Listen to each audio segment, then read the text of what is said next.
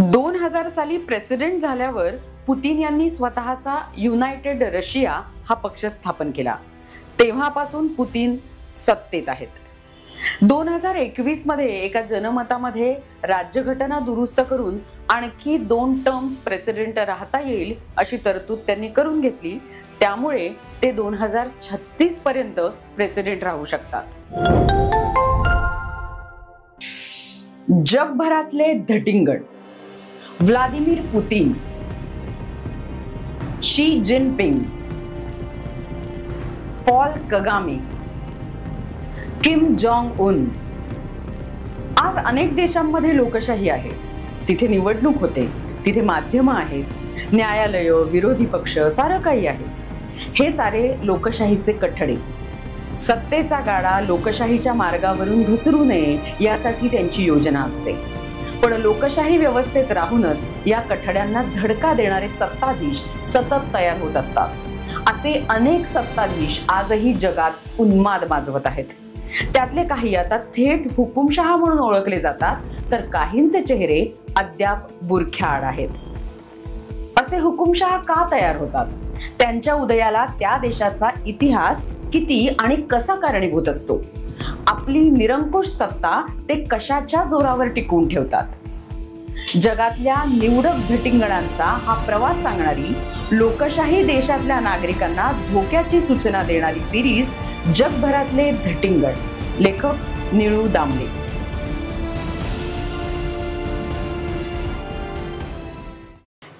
डिसेंबर 1999 रोजी Vladimir Putin रशियाचे हंगामी पंतप्रधान झाले. त्यानंतर महिन्याभरात म्हणजे 26 जानेवारी 2000 रोजी स्वित्झर्लंडमध्ये दरवर्षीप्रमाणे दावोस अर्थ परिषद भरली होती. परिषदेत टीव्ही समोर लाईव्ह चर्चा चालली होती. चर्चेत रशियाचे माजी पंतप्रधान सहभागी झाले होते. चर्चेचं संयोजन करणाऱ्या माणसानं रशियन पंतप्रधानांना विचारलं, कोण आहेत हे पुतीन? पंतप्रधान, संयोजक आणि चर्चेतले पॅनेलवरचे लोक यांनी एकमेकांकडे प्रश्नार्थक मुद्रेने पाहिलं, कारण कोणाकडेच याचं उत्तर नव्हतं. सगळे हसले. पुतीन नेमके काय आहेत हे एक कोडच आहे. पंतप्रधान झाल्यावर पुतीन यांनी त्यांच्या परिचयाच्या पत्रकारांना बोलावलं. आपण कोण आहोत ते सांगितलं. पत्रकारांनी चौकशी न करता ते जसंच्या तसं लिहून काढलं. 2000 साली त्यांचं हे चरित्र प्रसिद्ध झालं. पत्रकार नेटालिया जेवोरक्यान यांनी काही सहकाऱ्यांसह स्वतंत्रपणे माहिती जमवून चरित्र लिहिण्याचा प्रयत्न केला. या प्रयत्नात त्यांनी पुतीन यांचीही मुलाखत घेतली. अधिकृत चरित्र आणि नेटालिया आणि इतर पत्रकार यांनी गोळा केलेल्या माहितीत तफावत आहे. व्लादिमीर पुतीन आणि मारिया पुतिना हे त्यांचे आईवडील आहेत असं पुतीननी सांगितलं. पण एक कॉकेशियन स्त्री सांगते की तिने तिचं मूल वाढवणं शक्य न झाल्यानं व्लादिमीरना दत्तक दिलं होतं. थोरले व्लादिमीर आणि मारिया अत्यंत कष्टात वाढले होते. त्यांना शारीरिक त्रास होता. त्यांची 2 मुलं गेली होती. पुढे मूल होणं शक्य नव्हतं, म्हणून त्यांनी धाकट्या व्लादिमीरना दत्तक घेतलं असं सभोवतालची माणसं सांगतात. पुतीन यांना समकालीन असलेलं, लेनिनग्राडमध्ये पुतीनच्याच आसपास वावरलेलं किंवा त्यांच्यासोबत वयाच्या 6व्या-7व्या वर्षापर्यंत वावरलेलं कुणीही पत्रकारांना भेटलेलं नाही. भेटलेली सगळी माणसं पुतीन शाळेत गेल्यानंतरच्या आठवणी सांगतात. थोडक्यात पुतीन यांचा जन्म केव्हा, कुठे झाला हे अज्ञात आहे. पुतीननी सांगितलं म्हणून ती तारीख 7 ऑक्टोबर 1952 अशी सांगितली जाते. पुतीननी स्वतःभोवती अनेक आख्यायिका तयार केल्या आहेत. बहुधा या आख्यायिका ते पंतप्रधान झाले तेव्हा त्यांनी त्यांच्या समर्थकांनी तयार केल्या. पुतीन यांचे वडील एनकेव्हीडी मध्ये होते. एनकेव्हीडी म्हणजे रशियातली कम्युनिस्ट पक्षाने तयार केलेली अंतर्गत इंटेलिजन्स संघटना. एनकेव्हीडीतली कामगिरी पार पाडण्यासाठी त्यांचे वडील जर्मनीत गेले होते. ते पॅराशूटने जर्मनांच्या गोटात उतरले. तिथे धाडसी कारवाई करून शौर्याने रशियात परतले अशी ती गोष्ट आहे. साधारणपणे जेम्स बॉन्ड लोकप्रिय झाला होता त्या काळात ही गोष्ट रचण्यात आली. पुरावे काहीही नाहीत. पुतीन म्हणतात म्हणून तसं घडलं असं मानायचं. पुतीन शाळकरी वयात असताना आसपासच्या दारुड्या गुंडांना कसे झोडपून काढत याच्या कहाण्या त्यांच्या चरित्रात आहेत. कुठेही दारुडे किंवा गुंड दिसले की पुतीन त्यांच्यावर तुटून पडत त्यांना आसमान दाखवत. लोकांनी त्यांच्या वयातल्या लोकांना शोधून या कहाण्या तपासण्याचा प्रयत्न केला. त्यात त्यांना काहीही तथ्य आढळलं नाही. एक आख्यायिका असं सांगते की पुतीन लेनिनग्राडमध्ये वाढले. वडील रेल्वे कारखान्यात कामगार होते आणि आई नाना प्रकारची कष्टाची कामं करत असे. जगाच्या हिशोबात ही परिस्थिती गरिबीची म्हणावी अशी होती. पण दुसऱ्या महायुद्धानंतर रशियाची एवढी वाट लागली होती की या परिस्थितीतलं 12x15च्या खोलीत राहणारं कुटुंब श्रीमंत गणलं जायचं. पुतीनचे लाड व्हायचे. त्यांच्या आईने त्याला एकदा मनगटी घड्याळ दिलं होतं. असं घड्याळ असणं म्हणजे श्रीमंती मानली जात होती. वडिलांना एकदा लॉटरी लागली. लॉटरीचे पैसे न घेता त्यांनी त्यातून एक कार घेतली, कारण कार असणं म्हणजे श्रीमंती आणि प्रतिष्ठेचं लक्षण होतं. ही कार त्यांनी मुलाला देऊन टाकली. पुतीन किमती घड्याळ आणि कार मिरवत असत. पुतीन म्हणतात की आपल्यावर आपल्या आई वडिलांचं किती प्रेम होतं हे कार आणि घड्याळ सिद्ध करतात. पुतीन यांच्या शालेय जीवनाबाबत माहिती मिळत नाही. पुतीन तारुण्यात प्रवेश करत होते तेव्हा दुसऱ्या महायुद्धाच्या धाडसी रोमांचक कहाण्या तुफान लोकप्रिय होत्या.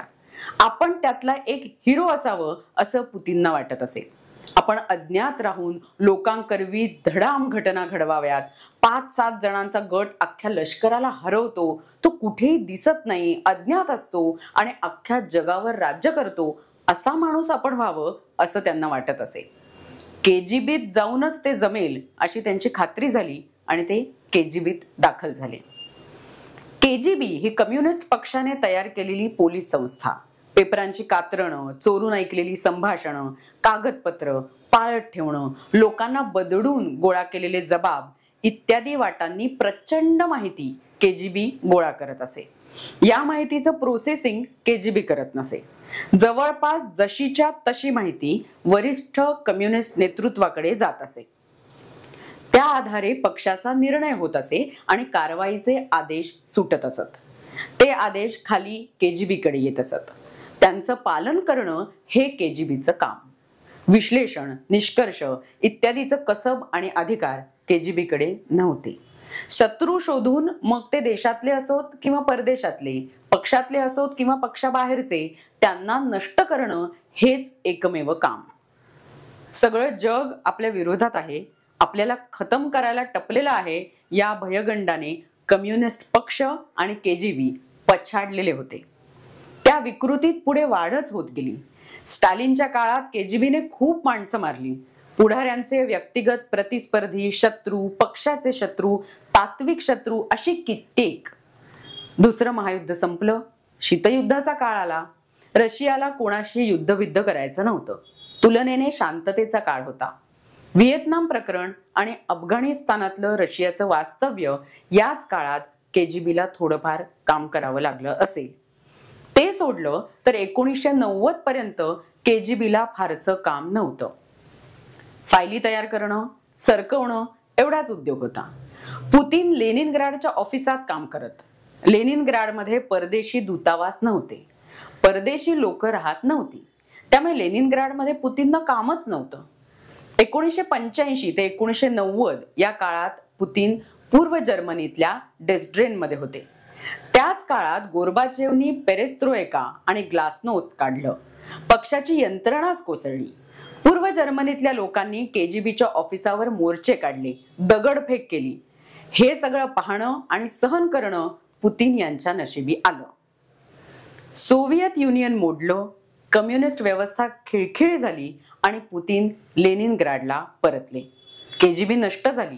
त्या जागी सरकारने FSB नावाची सुरक्षा यंत्रणा काढली. परंतु ही यंत्रणा दिशाहीन होती.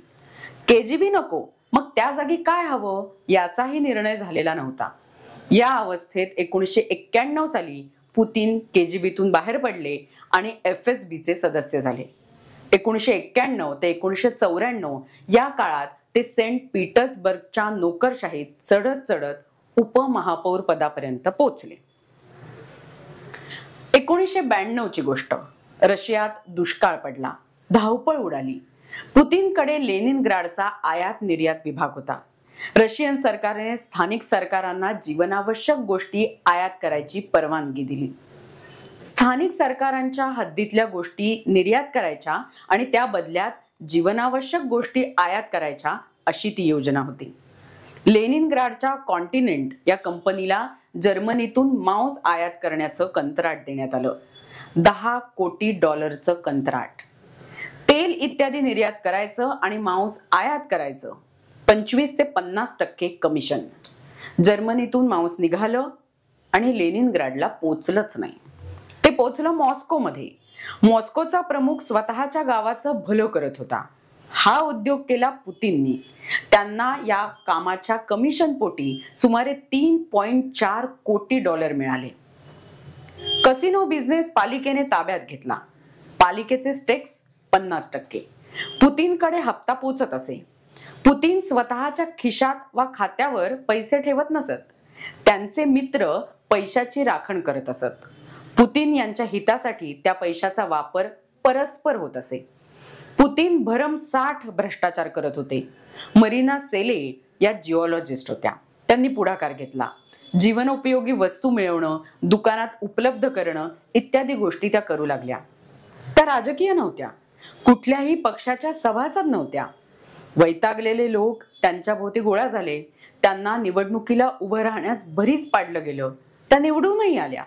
लेनिनग्राडच्या पालिका सदस्य झाल्या. पुतीनचा भ्रष्टाचार त्यांना पदोपदी दिसत होता, त्रास देत होता. त्यांनी खूप आरडाओरड केल्यावर त्या भ्रष्टाचाराची चौकशी झाली. एक मोठाच्या मोठा अहवाल तयार झाला. तो मॉस्कोत केंद्र सरकारकडे गेला. पुतीनचे FSBचे हस्तक विरोधकांवर कोसळले. अत्यंत फालतू आरोप ठेवून त्यांना अटक केली गेली. त्यांची तुरुंगात रवानगी झाली. पुतीन भ्रष्टाचाराची फाईल केंद्रात गायब झाली. सेले यांना धमक्या येत. त्यांना काम करणं अशक्य झालं. राजकारण हे आपलं काम नाही असं म्हणून त्या दूरवरच्या आपल्या गावात निघून गेल्या. 1999 मध्ये पुतीननी लोकसभेची निवडणूक लढवायचं ठरवलं. आपले निवडणूक प्रतिनिधी म्हणून आपलेच एकेकाळचे बॉस, लेनिनग्राडचे मेयर सबचक यांना नेमलं. सबचकनी प्रचार सभा आणि प्रचार साहित्यात पुतीन यांची भलामण करताना पुतीन हे स्टॅलिन आहेत असं सांगितलं. काही दिवसातच सबचक यांचा खून झाला. ते ज्या हॉटेलवर उतरले होते त्या हॉटेलमधल्या दिव्यावर एक विषारी पावडर लावलेली होती. दिवा लागल्यावर उष्णतेने पावडर तापली, गॅस बाहेर पडला आणि सबचक मेली. 1999 साली येल्तसिननी पुतीनना पंतप्रधानपद दिलं. पुतीन FSBचे प्रमुख होतेच. पंतप्रधानपद हाती पडलं आणि लगोलग मॉस्को आणि इतर 2 शहरांमध्ये काही फ्लॅट्समध्ये स्फोट झाले. त्यात 300 माणसं मेली आणि हजारभर जखमी झाली. पुतीननी जाहीर केलं की हे स्फोट चेचन्यातल्या बंडखोरांनी केले आणि लगोलग त्यांनी चेचन्यामध्ये सैन्य घालून लढाई सुरू केली. स्फोटाची चौकशी होईल असं आश्वासन त्यांनी दिलं होतं, पण चौकशी न होताच त्यांनी चेचन्या दहशतवाद्यांना जबाबदार ठरवलं. चेचन्या राष्ट्रवादी गटांनी सांगितलं की या स्फोटात त्यांचा अजिबात हात नव्हता. पत्रकारांचं म्हणणं होतं की हे स्फोट FSB हस्तकांकरवी घडवून आणण्यात आले. स्फोट दहशतवाद्यांनी केले असं जाहीर करून पुतीननी त्याला तितकंच तीव्र लष्करी हिंस्र उत्तर दिलं. त्यामुळे त्यांची प्रतिमा उंचावली. त्यांची राष्ट्रवादी ही प्रतिमा लोकांवर ठसवण्यात आली. ते नंतर म्हणाले की सोव्हिएत युनियन मोडणं आणि घटक देश स्वतंत्र होणं हा गोर्बाचेव यांचा गुन्हा. बाहेर पडलेल्या देशांना शिक्षा देणं आणि त्यांना परत रशियात आणणं हे आपलं ध्येय. 2000 साली पुतीन प्रेसिडेंट झाले. त्यांनी 2 आदेश काढले. रशियातल्या प्रत्येक माणसाला कोणत्या ना कोणत्या स्वरूपात सैन्यात काम करणं सक्तीचं असेल आणि लष्कर जिथे कुठे लढाईला पाठवेल तिथे सैनिकाला जावं लागेल असा पहिला आदेश होता. कारण पुतीननी चेचन्यावर कारवाईला सुरुवात केली होती. तिथे त्यांना सैन्य हवं होतं. दुसऱ्या आदेशात त्यांनी 40 मंत्री आणि सरकारी अधिकाऱ्यांना कुठलीही माहिती क्लासिफाय करून गुप्त ठरवण्याचा अधिकार दिला. या आदेशानंतर रशियातली माध्यमं संपली. 2 महिन्यात 11 आदेश काढण्यात आले. त्यातले 6 लष्करासंबंधी होते. लष्करावरचा खर्च 50% वाढवण्यात आला. पुतीन अध्यक्ष झाल्या झाल्या 2000 सालची गोष्ट. त्यांनी समुद्रात नौदलाचा सराव करण्याचा आदेश दिला. कर्क्स नावाची अणुपाणबुडी या सरावाचा एक भाग होती. या पाणबुडीवर टॉर्पिडो होते, पाणबॉम्ब होते. पाणबुडीवर स्फोट झाला. भूकंपासारखे धक्के बसले. दूरवरच्या नॉर्वेजियन बोटींना ते धक्के कळले.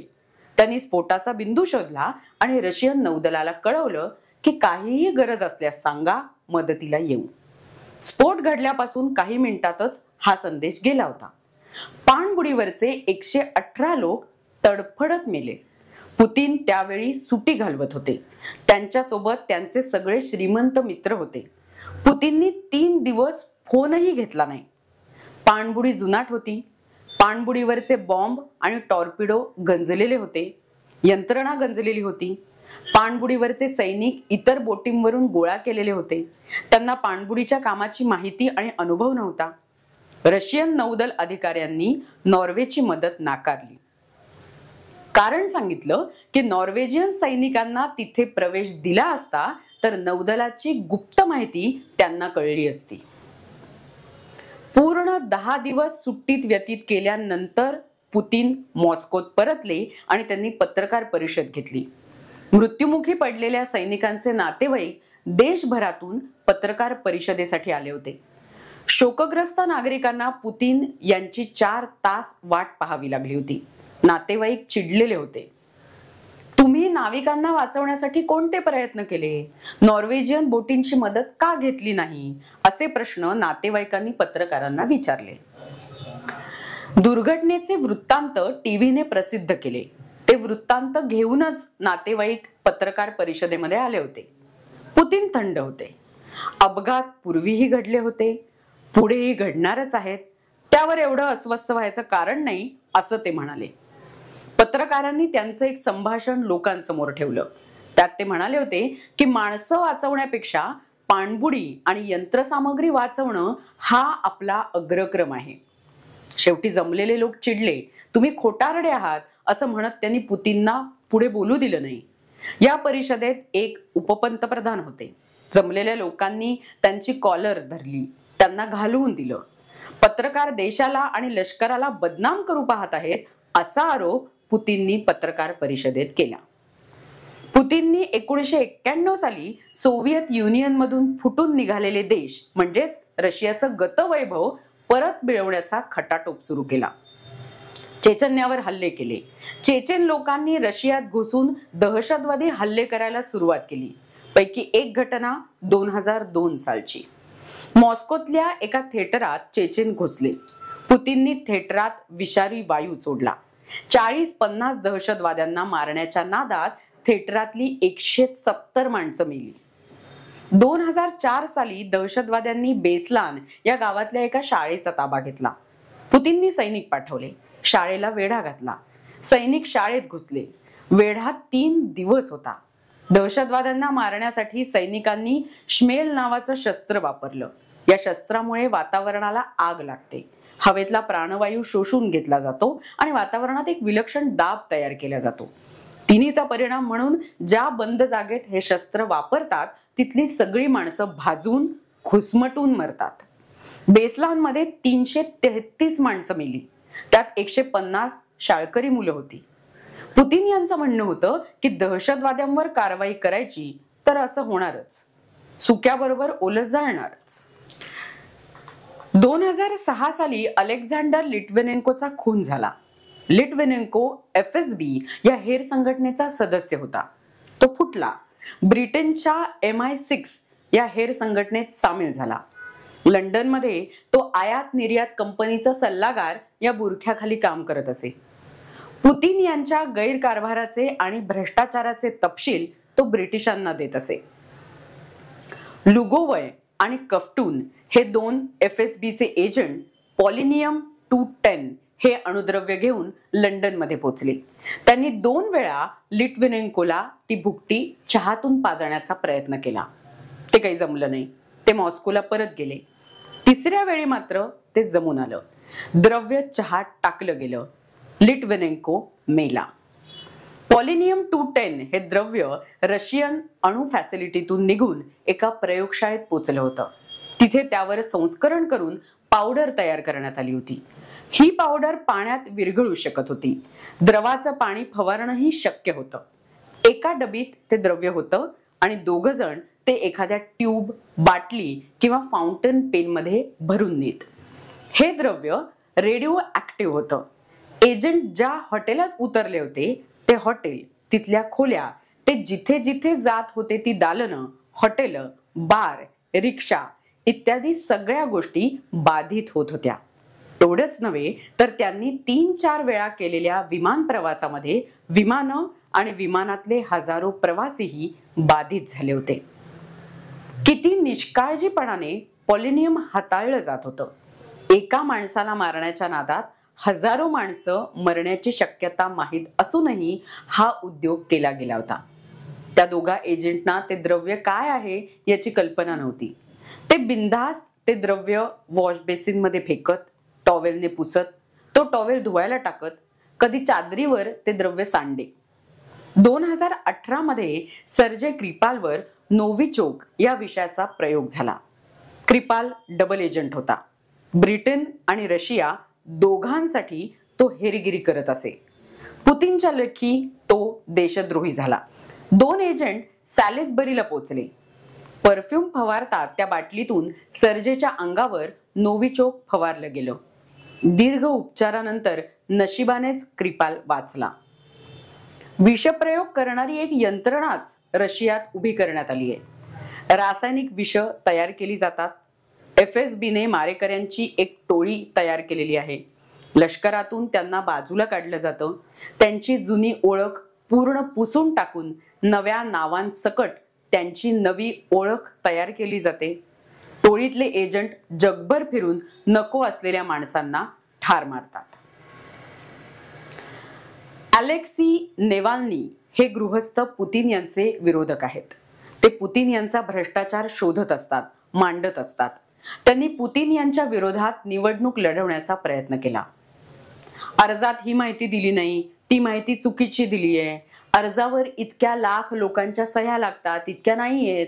अर्जावर सही करणाऱ्या अमुक माणसाचा पत्ता बरोबर नाही. अमुक माणसाच्या पत्त्यावर घराच्या नावाचं स्पेलिंग बरोबर नाही.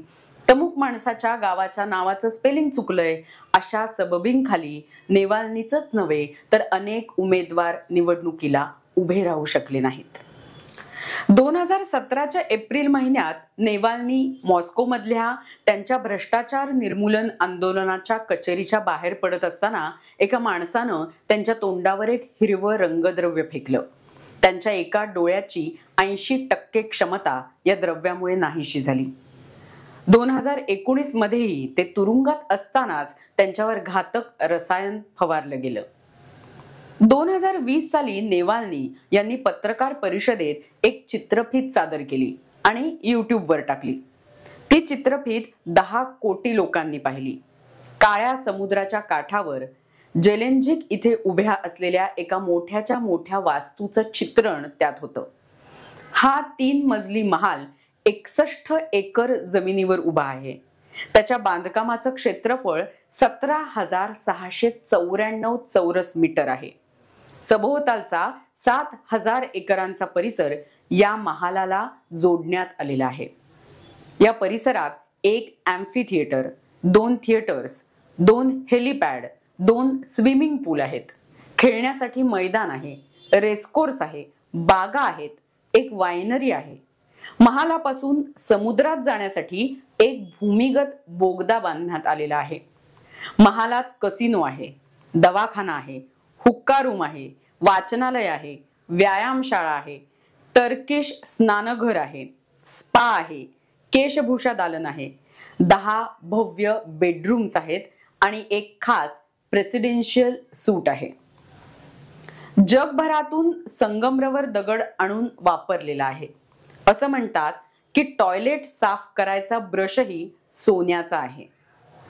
2005 पासून या बांधकामाला सुरुवात झाली आणि 2015 साली बांधकाम आटोक्यात आलं. बांधकामात अनेक वेळा सुधारणा करण्यात आल्या, अनेक वेळा काही हिस्से तोडण्यात आले आणि नव्याने बांधण्यात आले. या प्रॉपर्टीवरून विमान जाणार नाही याची व्यवस्था सरकारने केलेली आहे. समुद्रातून या जागेपर्यंत 2 किलोमीटरचा परिसर नौदलाने सुरक्षित ठेवलेला आहे. नौदलाच्या परवानगीशिवाय कोणतीही बोट या किनाऱ्याजवळ जाऊ शकत नाही. नेवाल्नी यांचा दावा आहे की हा पुतीन यांचा बेनामी महाल आहे. महालाची मालकी नावापुरती पुतीन यांच्या मित्राकडे आहे, पण तो महाल पुतीन यांच्याच वापरासाठी आहे. पुतीननी निवडणूक लढवताना स्वतःच्या नावावर एक छोटा फ्लॅट आणि एक कार आहे असं लिहून दिलंय. आपलं वार्षिक उत्पन्न $1.40 लाख असल्याचं लिहून दिलंय. जावई, मित्र, सहकारी, उद्योगपती, शरीररक्षक, नोकर इत्यादी लोकांनी पुतीन यांची संपत्ती आपल्या नावावर ठेवलेली आहे. ही संपत्ती 150 ते 300 अब्ज डॉलरची असल्याचे विविध अंदाज आहेत. बेनामी मामला असल्याने निश्चित आकडा सांगता येत नाही. पुतीननी ही चित्रफित पाहिली. ते म्हणाले, फिल्म कंटाळवाणी आहे. चित्रफित प्रकाशित केल्यानंतर काही दिवसांनी म्हणजे 20 ऑगस्ट 2020 रोजी नेवाल्नी पत्रकार परिषद आटोपून टाम्स्क विमानतळावर पोहोचले. मॉस्कोला जाणारं विमान त्यांना पकडायचं होतं. विमानतळावर चहा घेऊन ते विमानात बसले. विमान उडालं आणि लगोलग ते तीव्र वेदनांनी ओरडू लागले, रडू लागले. विमान टाम्स्क तळावर परत नेण्यात आलं. त्यांना हॉस्पिटलमध्ये हलवण्यात आलं. तिथे ते बेशुद्ध झाले. 2 दिवस उपचार केल्यानंतर त्यांना जर्मनीत बर्लिनमध्ये हलवण्यात आलं. 20 सप्टेंबरला ठीकठाक झाल्यानंतर ते मॉस्कोला परतले. खोटी माहिती प्रकाशित करणं या कायद्याखाली त्यांना अटक झाली. 16 फेब्रुवारी 2024 मध्ये खार्प इथल्या तुरुंगातच त्यांचा मृत्यू झाला. सकाळचा फेरफटका मारून आल्यावर त्यांना अस्वस्थ वाटू लागलं आणि नंतर त्यांचा मृत्यू झाला असं तुरुंगाच्या अधिकाऱ्यांचं म्हणणं. त्यांच्या समर्थकांना अर्थातच वेगळी शंका आहे. 1993 साली रशियात नवीन राज्यघटना अस्तित्वात आली. पुतीन यांच्या राजवटीत विविध सुधारणा करून अध्यक्षीय व्यवस्था रूढ करण्यात आली. पंतप्रधान, मंत्री, न्यायमूर्ती, सेनाप्रमुख इत्यादी नेमणुका अध्यक्ष करतो. राजकीय, आर्थिक इत्यादी निर्णय राष्ट्राध्यक्ष घेतो. लोकसभा त्याला मंजुरी देते. लोकसभेने मंजुरी दिली नाही तर राष्ट्राध्यक्ष लोकसभा बरखास्त करून नवी निवडणूक घेऊ शकतो.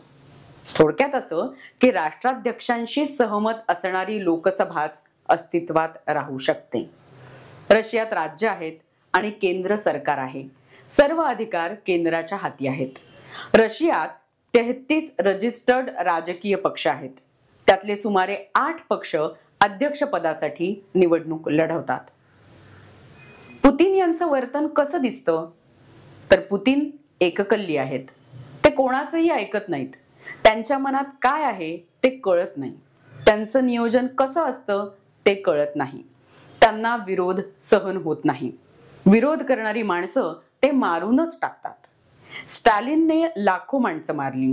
माओने लाखो माणसं मारली. अत्यंत निर्दयतेने, क्रूरपणे मारली. पण म्हटलं तर त्यांनी कम्युनिझम या विचारधारेसाठी माणसं मारली. पुतीन कम्युनिस्ट नाहीत. पुतीन यांना कोणतीही विचारधारा नाही. चेचन्या, जॉर्जिया, क्रिमिया आणि युक्रेनमध्ये त्यांनी रशियन अस्मिता आणि रशियाचं गतवैभव परत मिळवणं या देशभावनेसाठी किंवा त्याचा फायदा करून घेण्यासाठी माणसं मारली असं म्हणता येईल. पण पाणबुडी, बेस्लान, मॉस्को थिएटर मधली माणसं मारली ती तर केवळ विकृत मनोवृत्तीतून मारली. पुतीन हा एक तीव्र मानसिक विकृती असलेला माणूस आहे असं म्हणता येईल. हे उघड असूनही रशियातली जनता त्यांच्या विरोधात उठाव का करत नाही, त्यांना सत्तेतून हकलत का नाही असा प्रश्न पडतो. खरं तर त्यांची वागणूक पसंत नसलेली माणसं रशियात खूप आहेत आणि ती या ना त्या वाटेने त्यांचा विरोध व्यक्तही करत असतात.